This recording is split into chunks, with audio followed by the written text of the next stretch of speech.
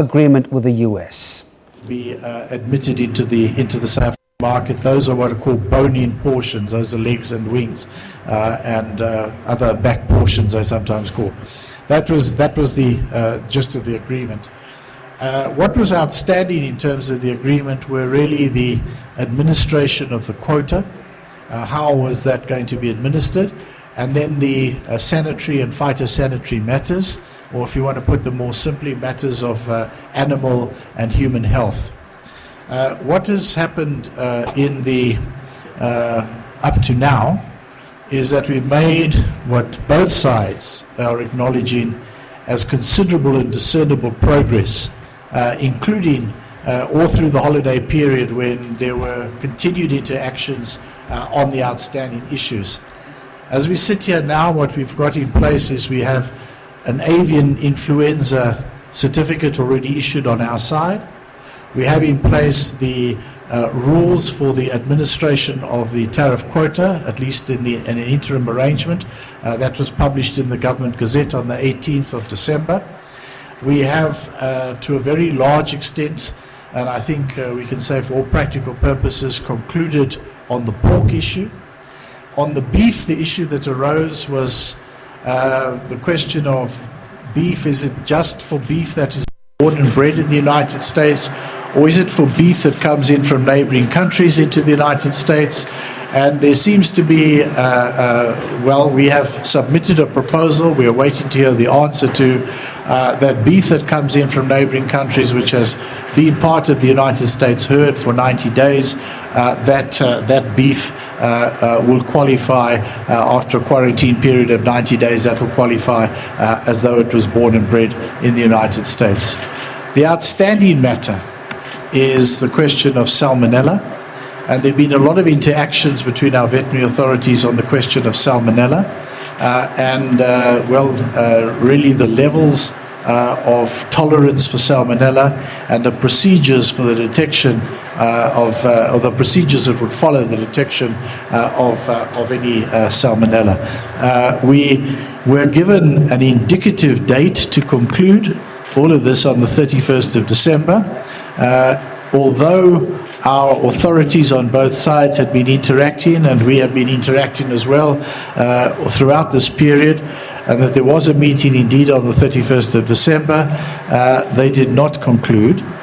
We are waiting a response on the proposal on the beef, and we are still engaged in further discussions. There have been various questions posed to the United States on the salmonella issue, for which we are waiting an answer and looking for an outcome on that. So as we sit now, we are recognizing that we are in extra time, that we are now past full time, if you like. We're in extra time, but the whistle hasn't, as of this moment, been blown, and we are hoping that the whistle will not be blown to give our veterinary authorities on both sides an opportunity to engage again.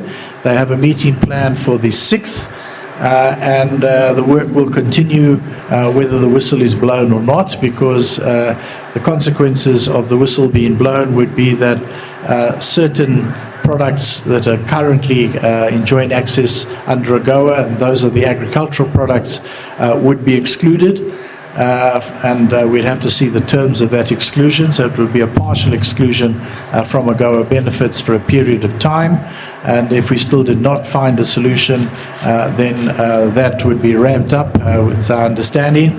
But we're also told that if there is a partial exclusion and we then do reach an agreement, there can be a very quick reversal of any orders which may be arising at that time. But as I said, we are not the ones that blow the whistle. We know we're in extra time. We are committed to continuing to work to find a solution that, from our point of view, would allow us to honor the commitments that we made in Paris on poultry, as well as the commitments which we've already made on beef and on pork. Allow us, in other words, to honor all the commitments that we made as part of the AGOA process around the 3 meats, and at the same time also to ensure that we do not pose unacceptable risks to our plant and human health in South Africa. That's what the issue's been all the way along, and it's to find that kind of a balance and to find that kind of win-win outcome, and that's what we as government are committed to continue to work for. So I think that's a summary of where we're at. There will be a written document which we'll circulate before the end of this press conference, which is more or less along the same lines. But at this point, I'll invite my colleagues either to add anything or we can open up for questions. But that is the conclusion of the introduction from myself. Thank you very much.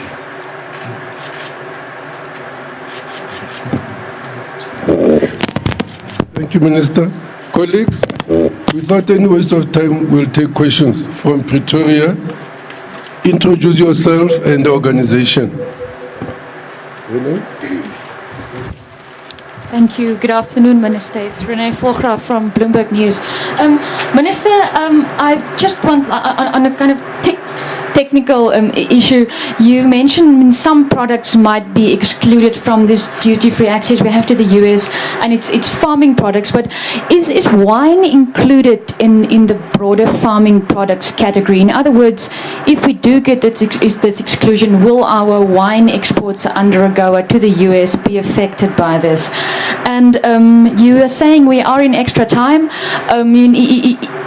Is there a certain date this week by which, you know, our extra time will run out? I mean, is it Wednesday? Is it Thursday? When will the US say, well, you have now had enough time and we are cancelling your benefits?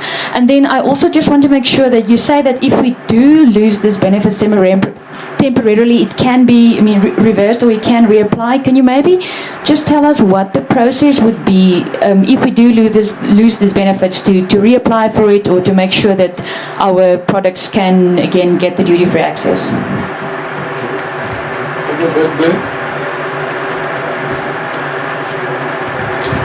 I'm Morgan from SABC. Just two questions.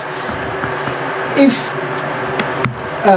all of you ministers, well, my questions are directed to any of you.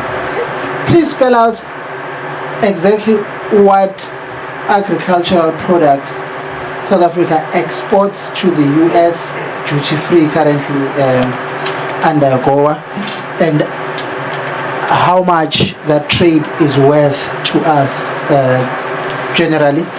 And the second question is, can you give us a guarantee and an assurance that under no circumstances, even as things stand now, will you as the government give in or allow the importation of US agricultural products which could make us sick?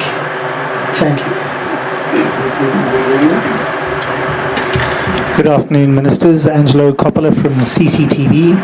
Can you describe the situation with the motor manufacturing sector and whether that's going to impact your decision-making process?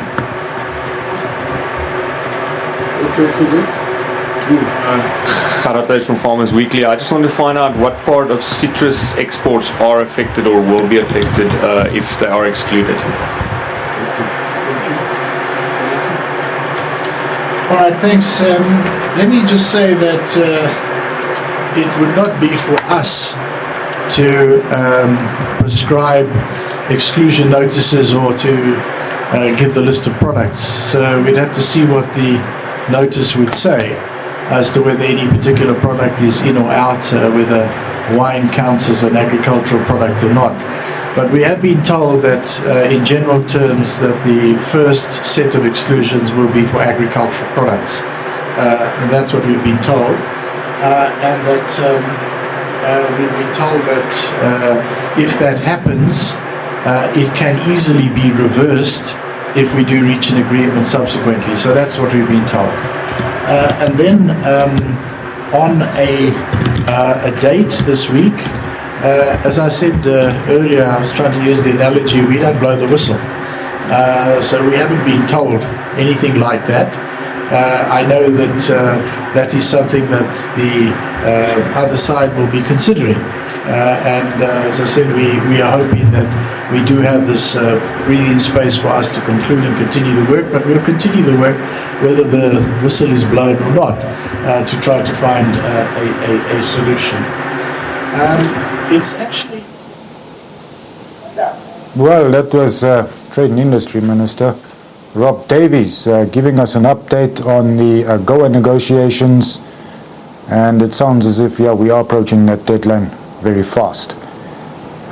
We were busy with markets, and